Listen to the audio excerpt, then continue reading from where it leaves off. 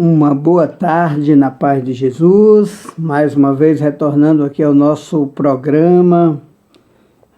Sempre muito bom estar junto com você aqui para compartilhar um pouco a palavra de Deus. Queremos que Deus abençoe a sua vida, a sua casa, a sua família. E a minha oração é que seu coração esteja aberto, esteja fértil para receber a palavra de Deus nessa tarde. Eu quero convidar você para orar nesse momento e feche seus olhos se você quiser se concentrar aí e fazer a sua oração. Deus, obrigado por essa tarde, é muito bom poder ouvir a tua palavra, poder ouvir a sua voz. É muito bom saber que o Senhor está no controle da nossa vida, que o Senhor está dirigindo nossos passos. Obrigado pelo teu amor para conosco, a tua bondade. Obrigado porque, apesar da tua grandeza, da tua soberania, o Senhor é um ser que se importa com a gente, que se interessa conosco, que está interessado nos mínimos detalhes da nossa vida. Abençoa cada pessoa que está nos ouvindo, que vier a ouvir essa palavra, que o Senhor faça com que ela alcance o coração, a alma e transforme a vida dessa pessoa. Abençoa-nos aqui nessa tarde. Em nome de Jesus. Amém.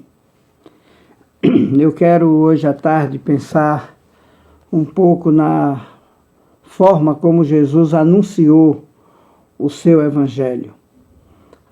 Nós olhamos na palavra de Deus lá no livro de Lucas, no capítulo 9, verso 23, está escrito: se alguém quer vir após mim, negue-se a si mesmo, tome dia a dia a sua cruz e siga-me. Se alguém quer vir após mim. Interessante essa proposta de Jesus, se alguém quiser. Você é livre para querer ou não querer seguir a Jesus. Porém, seguir a Jesus é seguir o novo, é seguir um caminho diferente, um caminho jamais percorrido por aquele que nunca seguiu. Seguir a Jesus é seguir para a vida eterna, é seguir para a presença do Pai, para o real propósito da nossa vida. E esse convite de Jesus é assim, você aceita esse convite quando você reconhece essa necessidade de segui-lo e você nega a si mesmo. E como diz o próprio versículo, se você quiser negar a si mesmo, você toma a sua cruz e segue a Jesus. Agora, é interessante a forma como Jesus proclamou o seu evangelho quando ele esteve aqui na terra. Porque o primeiro encontro evangelístico de Jesus foi com um homem chamado Nicodemos. Isso está lá em João capítulo 3. João capítulo 3 narra esse encontro de Jesus com Nicodemos. E lá está escrito que havia um homem entre os fariseus, um dos principais dos judeus. Este de noite foi ter com Jesus e lhe disse: Rabi, sabemos que és mestre vindo da parte de Deus, porque ninguém pode fazer esses sinais, esses milagres que tu fazes, se Deus não estiver com ele. A isso respondeu Jesus: em verdade te digo que se alguém não nascer de novo, não pode entrar, não pode ver o reino de Deus. Aí perguntou-lhe Nicodemos: como pode um homem nascer sendo velho? Pode porventura voltar ao ventre materno e nascer a segunda vez? Foi aí que Jesus disse: olha, em verdade eu te digo que quem não nascer da água e do Espírito não pode entrar no reino de Deus, porque o que é nascido da carne é carne, o que é nascido do Espírito é Espírito. Aí lá no texto, no verso 7, diz assim que perguntou-lhe Nicodemos de novo. Primeiro ele tinha perguntado como é que ele nascia de novo. Agora, como é que ele pergunta agora de novo, como pode suceder isso? Está escrito lá. E ele diz: você é mestre em Israel e não compreende essas coisas? Nós dizemos o que sabemos e testificamos o que temos visto. Se falando das coisas terrenas você não entende, como é que você vai entender as espirituais? E aí Jesus explicou para ele que puxando um texto do Antigo Testamento, que assim como a serpente foi levantada lá no deserto, assim importa que o Filho do Homem seja levantado para que todo aquele que nele crê tenha a vida eterna. Na verdade, querido amigo, se você quiser entrar no reino de Deus, você precisa nascer de novo. Você precisa nascer a segunda vez. A palavra de Deus diz que o homem natural, ele não entende as coisas do Espírito de Deus porque eles são loucuras. Ele não pode entendê-las porque elas se discernem espiritualmente. O que a palavra de Deus está dizendo lá em 1 Coríntios 2:14, é que para que o homem possa nascer de novo, aliás, 2 Coríntios 2:14, o que ele está dizendo ali é que para que o homem possa nascer de novo, para que o homem possa entender as coisas do Espírito, aliás, ele precisa nascer do Espírito. Ainda no verso 2 Coríntios 4, versículo 4, a palavra de Deus diz lá, está escrito assim: ora, o Deus desse século, o diabo, cegou o entendimento dos incrédulos, para que não lhes resplandeça a luz do evangelho da graça de Deus. A palavra de Deus diz que o homem já nasce cego, porque o Deus desse século inimigo cegou o entendimento. Então, a luz do evangelho não consegue resplandecer na mente do homem natural, do homem que não nasceu de novo, do homem que nasceu apenas da carne, como a própria palavra de Deus diz. Então, o primeiro encontro evangelístico de Jesus foi com Nicodemos, e nesse encontro ele exigiu novo nascimento. Apesar de Nicodemos já ser um homem muito religioso, já ser um profundo conhecedor da lei, da palavra de Deus que se tinha até aquele momento, apesar de todo o conhecimento, apesar de ser esse líder religioso, alguém respeitado, renomado, apesar de tudo isso, Jesus disse que se ele não nascesse de novo, ele não podia entrar no reino de Deus. É provável que Nicodemos já guardava grande parte da lei, mas não basta guardar grande parte da lei. Até porque lá no livro de Tiago, no capítulo 2, versículo 10, está escrito que qualquer que guardar toda a lei e tropeçar em um só ponto se torna culpado de toda a lei. Na verdade, para que alguém possa entrar no céu, precisa tirar nota 10. E aí você diz assim, mas quem tira 10? Ninguém. É por isso que o homem já está morto em seus delitos e pecados. Aí teve um que não tinha pecado, que tirou nota 10, que veio ao mundo, se fez homem, tirou nota 10, e mesmo tendo tirado nota 10, ele morreu na cruz do Calvário. Ele morreu para fazer esse pagamento. Ele morreu no nosso lugar. Ele morreu a nossa morte. A Bíblia vai dizer que ele morreu para que nós pudéssemos ter vida. É por isso que diz que Deus amou o mundo de tal maneira que entregou seu Filho unigênito, para que todo aquele que nele crê não pereça, mas tenha vida eterna. Então o homem precisa nascer de novo. E essa é a pergunta que eu faço a você. Você já nasceu de novo? Se alguém não nasceu de novo, aí não interessa, não importa qual é a sua igreja, qual é a sua religião, qual é a sua posição social, qual é o seu poder aquisitivo. Não importa a quantas pessoas você deu esmolas, você ajudou, quanta caridade você praticou, não importa. Se alguém não nascer de novo, não pode entrar no reino de Deus. Não importa se você vai para a igreja toda semana. É interessante que Nicodemos disse, como pode suceder isso? E Jesus já tinha dito para ele, não te admires, Nicodemos, em eu te dizer, é necessário nascer de novo. Então, esse é o primeiro encontro evangelístico de Jesus. Ele foi muito claro, dizendo, apesar de ele ser um líder religioso, ele tinha que nascer de novo. Mas tem uma outra coisa. Ele, no capítulo 4 de João, ele encontra com uma mulher chamada, que é denominada de a mulher samaritana. Não diz o nome dela. Mas a Bíblia diz no capítulo 4 de João, que Jesus então estava cansado ao meio-dia e ele vai e senta num poço, à beira de um poço, e uma mulher vem pegar água naquele poço. Então Jesus, olhando para aquela mulher, ele diz, mulher, dá-me de beber. E aquela mulher diz: como sendo tu judeu, pede de beber a mim, que sou mulher samaritana? Porque os judeus não se dão com os samaritanos até hoje.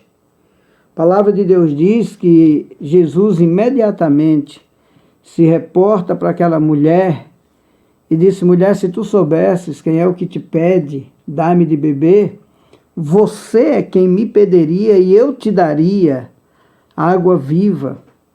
A mulher elogia o poço de Jacó, um poço que tinha mais de 2 milênios, com a melhor água. E aí Jesus, depois de ouvir aquele elogio, disse: está vendo, essa água realmente é boa, mas quem beber dessa água tornará a ter sede. Agora quem beber da água que eu lhe der, nunca mais terá sede. Pelo contrário, do seu interior fluirão rios de águas vivas. Nunca mais terá sede. Querido, eu queria que você entendesse que existe uma água viva, que é Jesus, que pode saciar sua sede, que pode fazer com que a sua procura por sentido, por significado para a vida, termine, fazer com que a sua vida encontre um real significado e sentido quando você beber dessa água que é Jesus. Interessante que a mulher se interessou e disse: ó Senhor, então me dê dessa água para que eu não venha aqui buscar mais. Aí Jesus disse: mulher, chama o teu marido e vem cá. O que Jesus estava ali querendo dizer com isso? O que Jesus estava dizendo era: eu conheço a sua vida. Era uma forma educada dele dizer: eu sei da sua vida de pecado. Porque a mulher diz: eu não tenho marido. Aí Jesus disse: é verdade, porque 5 maridos já tivestes. E o homem que vive com você hoje realmente não é seu marido. Aí a mulher disse: Senhor, vejo que tu és profeta. Vejo que tu és profeta. E aí Jesus, que era muito mais do que profeta, mas ela aproveitou a oportunidade e perguntou: uma vez que o Senhor é profeta, me diga.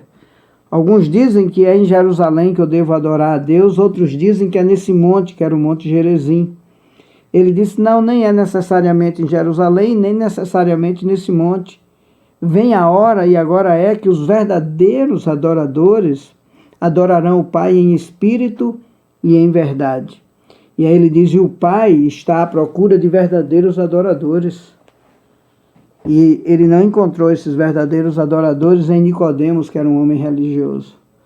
É interessante que a mulher naquele momento sai dali, ela reconhece Jesus como o Messias, o Salvador do mundo, ela entrega a sua vida a Jesus, ela larga completamente o cântaro ali, ela corre para os samaritanos, ela era uma mulher de Samaria, e ela corre para o seu povo, e ela anuncia do seu encontro com o Cristo, ela testemunha do seu encontro com Jesus, e a Bíblia diz que muitos samaritanos creram em Jesus por causa do testemunho daquela mulher.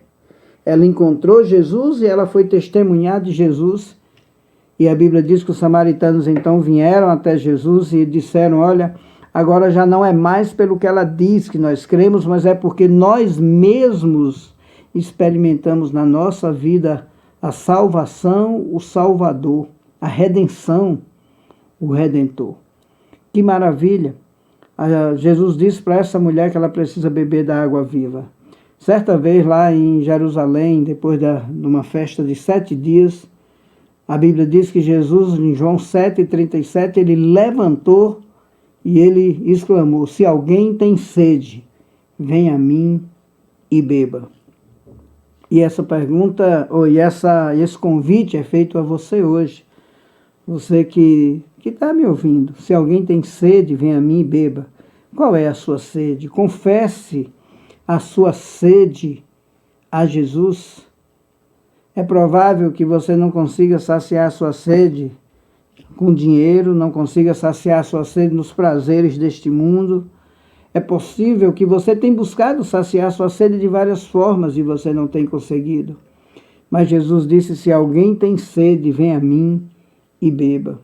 Agora, não adianta você saber que Jesus é a fonte da água viva. Não adianta você simplesmente saber que Jesus é a fonte que pode saciar para sempre a sua sede espiritual. Não adianta apenas saber disso, mesmo não adianta nem você ir só até a fonte.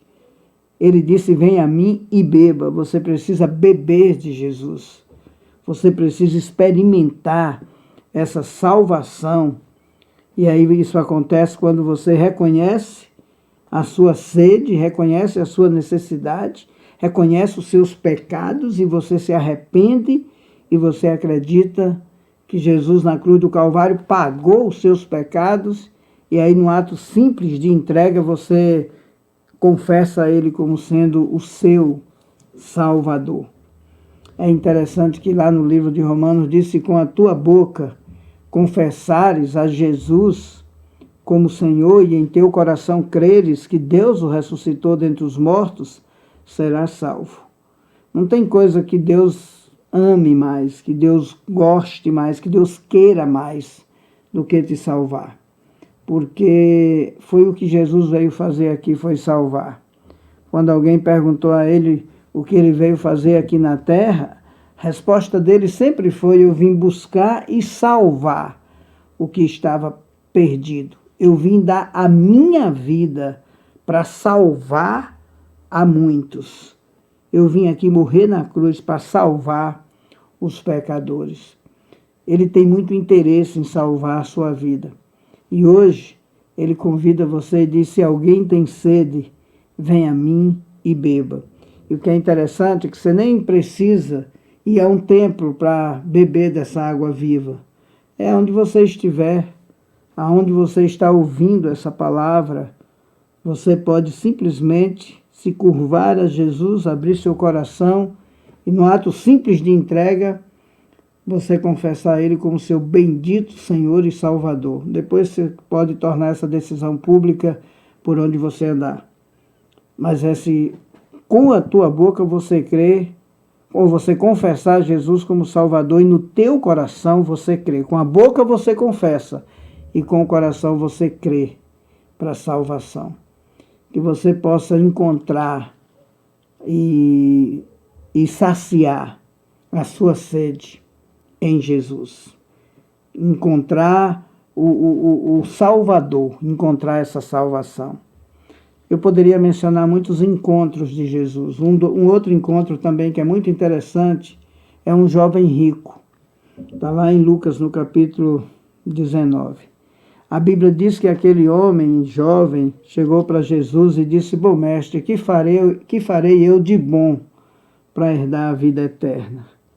Que farei eu de bom para herdar a vida eterna? Aí Jesus, olhando para aquele jovem, cheio de desejos da vida eterna, Jesus olhou para ele e disse, sabes os mandamentos? Ele disse, quais? Aí Jesus citou os mandamentos, não adulterarás, não matarás, não furtarás, não dirás falsos testemunho, honra teu pai e tua mãe. Sabes os mandamentos? Ele disse, Senhor, tudo isso tenho observado desde a minha juventude. Que me falta ainda? É interessante porque Jesus não disse a ele que ele estava mentindo. Jesus não disse a ele que aquilo não era verdade. Mas depois dele dar essa resposta para Jesus, dizer que guardava todos os mandamentos, Jesus disse assim, olha, então vai, uma coisa te falta. Porque quando ele disse que já guardava todos os mandamentos, ele disse, tudo isso tenho observado desde quando eu era um garotinho. Que me falta ainda? Aí Jesus disse a ele, olha, só falta uma coisa, vai, vende tudo que tens e dá aos pobres e eu te darei um tesouro no céu. Na verdade, não é que a salvação é através de você dar tudo que tem aos pobres, senão os ricos saíam com vantagem, porque eles que têm alguma coisa para dar aos pobres. Era só dar e receber a vida eterna. Não era isso que Jesus estava dizendo. O que Jesus estava fazendo com ele ali era um teste. Jesus queria ver se era verdade mesmo o que ele disse, que guardava os mandamentos, que se resumia em dois, amar a Deus sobre todas as coisas e amar o próximo como a ti mesmo, a si mesmo. Aí Jesus fez o teste. Jesus disse, olha, o que eu vou te pedir para quem guarda os mandamentos é uma coisa simples de fazer. Porque eu vou te pedir para vender tudo que você tem e dar aos pobres, poxa, dar tudo que tem a quem você ama igual a você mesmo, é para ser algo muito fácil de fazer. Entregar tudo que tem a quem você ama como você mesmo. Então, se for verdade mesmo, isso vai ser fácil. E se você também ama a Deus acima de todas as coisas, eu estou lhe oferecendo o reino de Deus. Então, pelo reino de Deus, se entrega qualquer coisa, se ama a Deus a esse ponto. Mas, na verdade, aquele jovem não passou naquele teste porque ele não estava sendo verdadeiro. Sabe por quê? Porque, querido, não tem ninguém que guarde todos os mandamentos. Você que está aí do outro lado ouvindo a minha palavra, talvez você não guarda nem o primeiro mandamento. E eu não estou dizendo nem guardar a vida toda, porque aqui está falando de alguém que guarda os mandamentos do dia que nasceu até o dia que morrer. Todos os dias, 24 horas por dia, amando a Deus acima de qualquer outra coisa. Houve dias em que eu não amei a Deus com todo o meu coração, com toda a minha alma, com todo o meu entendimento. Honrar pai e mãe. Houve dias em que eu desonrei meu pai ou minha mãe. Entende? Não matarás. Jesus disse que quem sente ódio de alguém no coração já é assassino. Então, houve dias que eu quebrei esse mandamento, e você também. Ou então, não adulterarás. A Bíblia diz que quem olha para uma mulher com desejo impuro no coração já adulterou com ela. Então, houve dias em que eu fiz isso na minha vida, e você também. Então, não tem ninguém que não tenha quebrado esses mandamentos. É impossível alguém viver nesse padrão. É impossível alguém guardar os 10 mandamentos. Aliás, se fosse possível, Jesus não teria morrido na cruz, porque não seria necessário. Qualquer pessoa que guardasse todos os mandamentos ia para o céu sem Jesus, sem nada. Não precisava de Jesus. Por que precisa? Porque ninguém é capaz de guardar os mandamentos de Deus. Era isso que Jesus estava dizendo para aquele jovem que queria salvação, mas ele queria salvação pelo esforço próprio.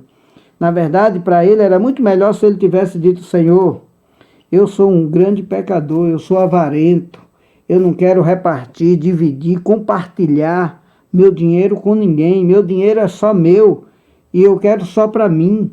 Então era para ele abrir o coração e dizer: na verdade, eu não estou nem aí para aqueles que estão do meu lado passando necessidade, porque eu só penso em mim. Era para ele chegar para Jesus e confessar: eu não amo o Senhor acima de todas as coisas. Eu amo muito mais os meus bens, eu amo muito mais o meu dinheiro. É por isso que depois daquela conversa com Jesus, a Bíblia disse que aquele jovem ficou muito triste quando Jesus disse que ele deveria vender tudo o que tem e dar aos pobres, e depois ele ia ganhar um tesouro no céu. Ele ficou muito triste porque ele era dono de muitas propriedades. E a Bíblia diz que Jesus olhou para ele, para os olhos dele, Jesus ficou muito triste com aquela atitude dele, e Jesus disse: quão difícil é para um rico entrar no reino dos céus. Ele estava falando também de um rico avarento. Até porque, logo em seguida, ele tem um encontro com outro homem rico, que era o Zaqueu. Era um maioral dos publicanos, era um homem poderoso também. Era um cara da Receita Federal, mas era um chefe da Receita Federal e que tinha muito dinheiro. Mas esse cara que tinha muito dinheiro, ele queria ver Jesus. Ele tinha uma necessidade no coração. Apesar de ter uma boa casa, um bom carro, dinheiro no banco, apesar de todas essas coisas, mas ele tinha um vazio no coração. E um dia ele soube que Jesus ia passar por ali, e ele, sendo pequeno, ele subiu numa árvore e ficou esperando Jesus passar. E quando Jesus passou, a Bíblia diz que o Zaqueu estava lá em cima da árvore. Mas antes de Zaqueu ver Jesus, Jesus viu Zaqueu. E Jesus disse: Zaqueu, desce depressa. Jesus viu Zaqueu e já sabia o nome de Zaqueu, porque Jesus é assim. Ele já sabia quem era Zaqueu. Simplesmente ele disse: Zaqueu, desce depressa, porque eu tenho pressa em te salvar. Desce depressa. E a Bíblia diz que Zaqueu desceu depressa e chegou ali diante do Senhor, se humilhou, e Jesus disse: desce depressa, porque me convém estar na tua casa. Talvez Jesus conhecia a casa de Zaqueu e disse: Zaqueu, sua casa está precisando da minha presença. Eu quero entrar na tua casa para mudar aquele ambiente. Eu quero ser o Senhor da sua vida, mas também da sua casa. E a Bíblia diz que ele foi jantar na casa do Zaqueu, e ele foi para aquele jantar, e os fariseus, que eram hipócritas, estavam também naquele jantar, e eles ficaram murmurando entre eles: olha, se Jesus soubesse quem era Zaqueu, não convidava ele para jantar na casa, ou não vinha aqui na casa dele para aceitar esse convite. Mas, na verdade, Jesus conhecia muito bem Zaqueu. E Jesus conhecia também o coração daqueles hipócritas, e Jesus olhou para eles e disse: olha, os sãos não precisam de médicos, e sim os doentes. Eu não vim chamar justos, e sim pecadores ao arrependimento. Em outras palavras, eu não vim chamar aqueles que se acham justos. Eu vim buscar os pecadores, como Zaqueu.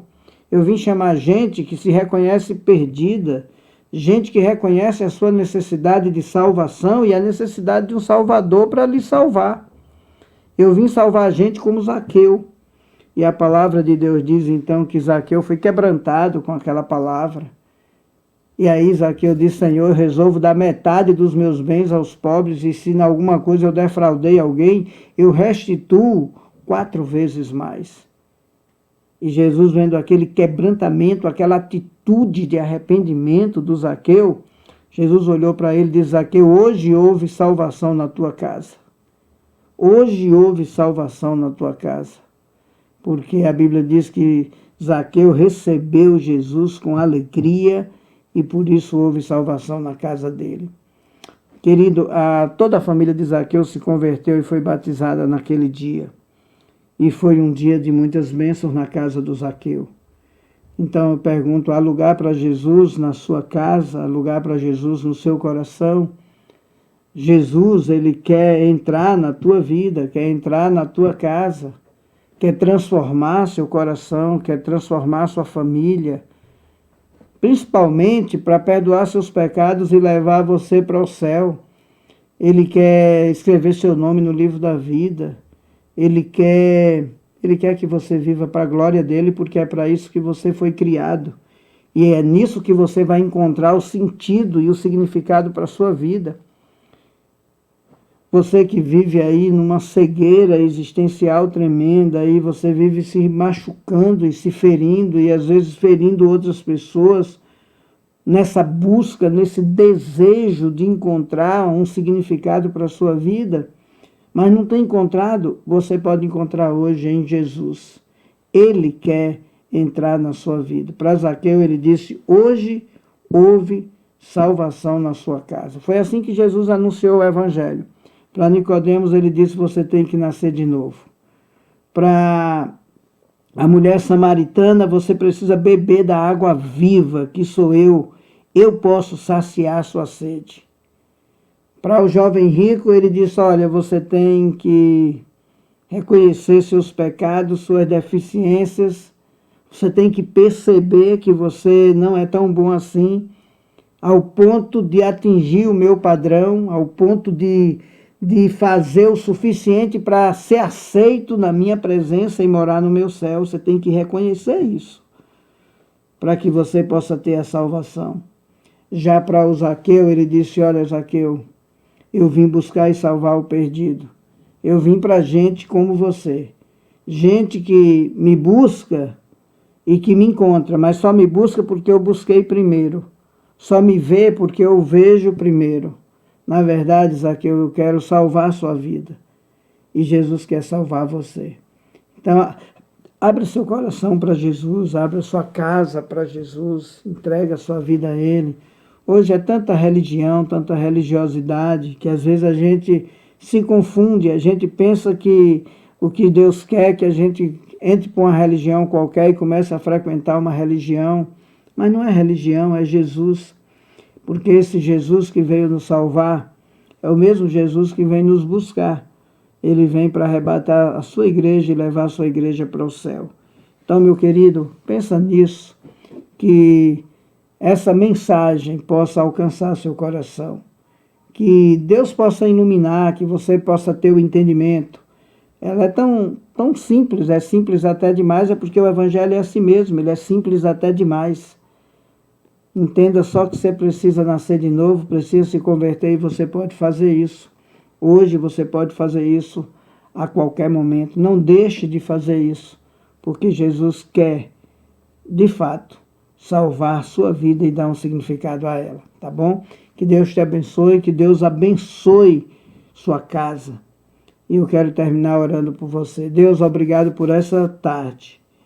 Na verdade já é noite, mas eu quero pedir, Deus, que o Senhor abra os corações com a Tua palavra, que a semente da Tua palavra que foi lançada aqui, que carrega nela o poder poderoso de transformar e de frutificar na vida dos pecadores. Que essa semente possa surtir o efeito que o Senhor deseja, que é de salvar o pecador. Que cada um seja abençoado e alcançado pela Tua graça, através do poder do Teu Espírito, que é livre e que é soberano. Em nome de Jesus. Amém.